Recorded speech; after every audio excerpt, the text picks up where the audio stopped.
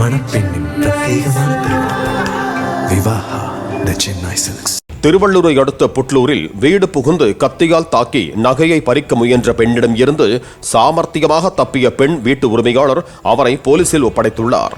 ஷியாமளா என்ற அந்த பெண்ணின் வீட்டு அருகே 4 நாட்களாக சுற்றித் திரிந்த பவித்ரா என்ற பெண் தன்னை அவ்வூரின் முன்னாள் ஊராட்சி மன்ற துணைத் தலைவரின் உறவினர் மகள் என கூறி பேச்சு கொடுத்துள்ளார். 4 நாட்களாக ஷியாமளாவின் வீட்டுக்கு வருவதும் போவதுமாக இருந்த பவித்ரா வெள்ளிக்கிழமை மதியம் ஷியாமளா அயர்ந்த நேரம் பார்த்து அவரை படுக்கையில் தள்ளி தலையணையை முகத்தில் வைத்து அழுத்தியபடி கத்தியால் குத்தத் தொடங்கியுள்ளார்.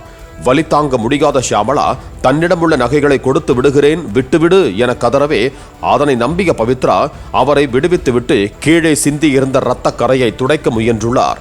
இதனை சாதகமாக்கிய ஷியாமளா அவரை உள்ளே தள்ளி கதவை பூட்டிவிட்டு அக்கம் பக்கத்தினரை உதவிக்கு அழைத்துள்ளார். தகவல் அறிந்து வந்த போலீசார் பவித்ராவை கைது செய்தனர்.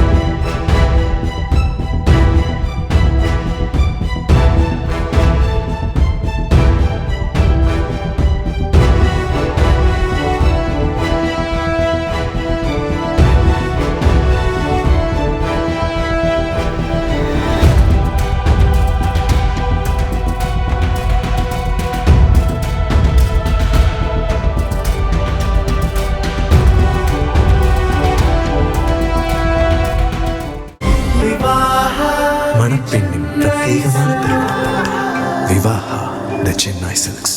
பிளே ஸ்டோர் மற்றும் ஆப் ஸ்டோரில் இருந்து பாலிமர் செயலியை QR கோடு மூலம் பதிவிறக்கம் செய்யுங்கள். செய்திகளை உடனுக்குடன் பெறுங்கள்.